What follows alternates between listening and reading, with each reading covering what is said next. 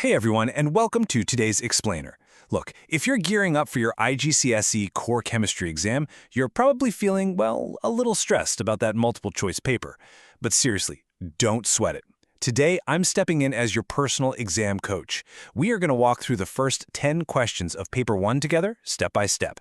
And here's the catch. This isn't just me talking at you. It's a totally interactive session. I want you playing along, guessing, and really thinking about the logic behind every single answer. By the end of this, you'll see these questions aren't traps at all. It's just basic, straightforward science. Ready? Let's get to it. To make this paper super manageable, I've broken our 10 questions down into 5 bite-sized themes. We'll be looking at particles and states, inside the atom, chemical bonding, equations and mass, and finally, a little intro to electrolysis. Okay, let's jump in. All right, kicking things off with our very first theme. Here's question 1. It asks, which row shows the conditions for the particles of a gas colliding least frequently? Okay, here is your first actionable task. Hit the pause button on this explainer right now, take a really good look at the options on your screen, and jot down your best guess. Is it A, B, C, or D? Go for it. Okay, let's see how you did. So if we want these gas particles colliding the least frequently, we basically need them spread out as far as possible and moving super slowly. Makes sense, right? Well, how do we keep them far apart? We give them low pressure. Pushing them with high pressure would just squish them together. And to keep them sluggish and slow, we drop the heat, meaning a low temperature. Low pressure plus low temperature means option D is our absolute winner. Give yourself a pat on the back if you got that one. Moving right along to question 2. Take a look at this setup. We've got some liquid bromine sitting at the bottom of a sealed jar. The prompt says, after 1 hour at room temperature, the liquid bromine has blank 1, and the gas jar becomes completely full of bromine vapor by a process called blank 2. Same drill. Pause for a quick second and lock in your combination for gaps 1 and 2. Let's break this down together.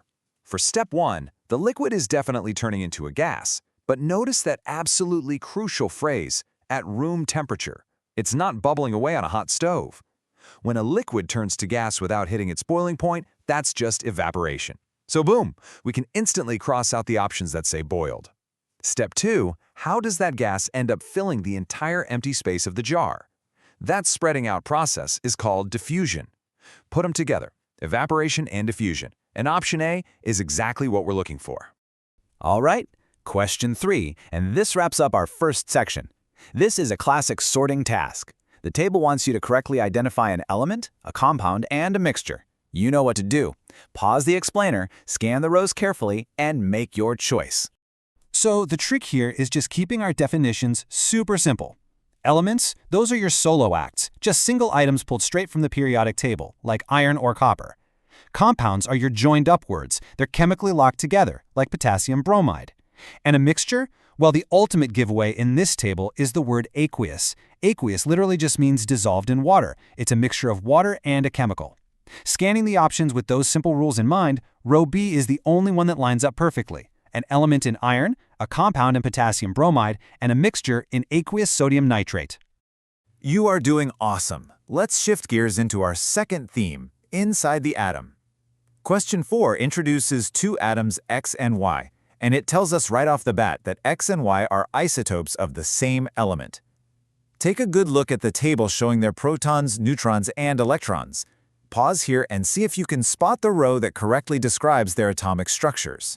Let's clear up any confusion right now. What actually is an isotope? Honestly, just think of isotopes as different versions of the exact same element.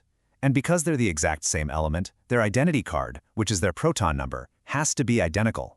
If you change the protons, you literally change the element. But because they are different versions, they have different weights. They get that different weight by having a different number of neutrons. Option B shows this perfectly. They both have 6 protons, but X has 6 neutrons while Y has 8. Makes total sense, right? On to question 5. Now we're dealing with an atom that forms an ion with a positive charge. You've got 4 statements to look at. Which combination of these statements is actually correct? Take a few seconds, pause, and figure it out. Okay, so this is a super common place to get tripped up, but I have a great little memory trick for you. Statement 1 or 2? Well, positive ions are called cations. Just remember, cats have paws, so cations are positive. Easy, right? So statement 2 is definitely correct. Now, how does an atom actually become positive? It absolutely does not gain protons. Like we just talked about, adding protons changes the whole element. Instead, it drops its negative baggage. It loses negative electrons. So the positive ion actually has fewer electrons than the original atom. That makes statement 3 correct too. Statements 2 and 3 together, that gives us option C. All right, halfway there. Let's jump into our third theme, chemical bonding. Check out question 6. It's asking you to identify the specific type of bonding in substance 1 and substance 2. Your job is to find the row that gets both completely right. Go ahead, pause, look at those chemical names, and pick the winner.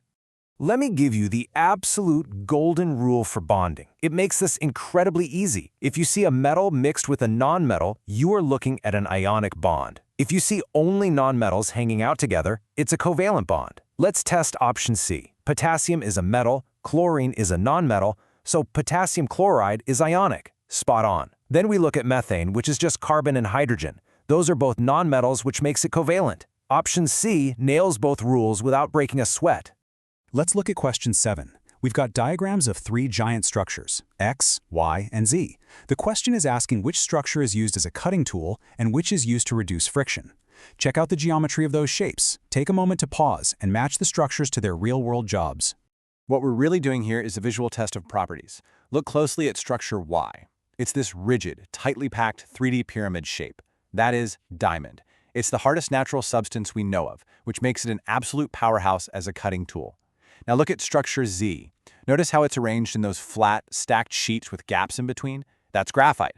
Those separate layers can literally slide right over each other, making it feel slippery. It's perfect for reducing friction as a lubricant. So Y is our cutting tool, Z reduces friction. The right answer is option B. We are cruising right along into our fourth theme, equations and mass. Here is question 8. We need to find the correctly balanced equation for aqueous copper 2 chloride reacting with aqueous sodium hydroxide. Now, do not let the jumble of letters and numbers intimidate you. Just take your time, hit pause, look really closely at the formulas, and pick the balanced equation.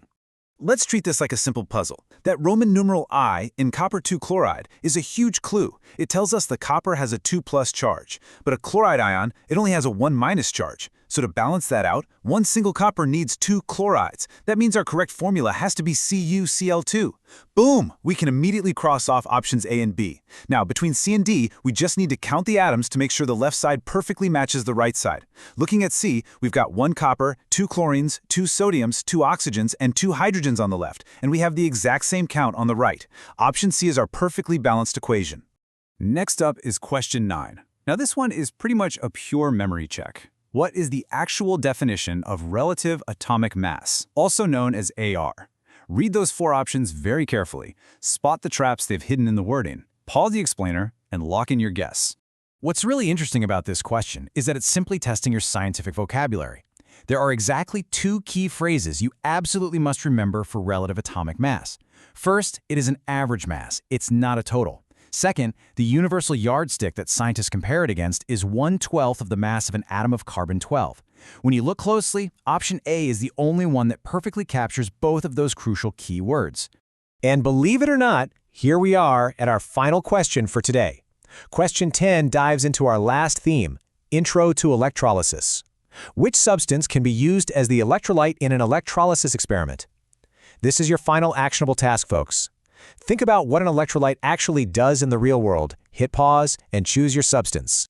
To solve this one, you really just need to know the basic job description of an electrolyte. It has to be a liquid or a solution that contains free-moving ions. That's what allows it to conduct electricity and get broken down. Let's look at our options. Ethanol, it's covalent. There are literally no ions in there. Molten lead and graphite? Okay, yes, they conduct electricity, but they do it using moving electrons, not ions. Plus, they aren't decomposed in the process. That leaves us with aqueous sodium chloride. Because it's aqueous, meaning dissolved in water, the sodium and chloride ions are completely free to swim around and conduct that electrical current. Option D brings it home for the win. And there we have it. We just systematically conquered the first 10 questions of this chemistry paper together. So, tell me, what was your final score out of 10? Take a moment and really reflect on that. Which of our 5 themes felt like a total breeze, and which one made you second-guess yourself? Look, whatever your score is, the biggest takeaway here is that approaching these questions logically, taking them step by step, is the absolute secret to exam success. Thank you for watching.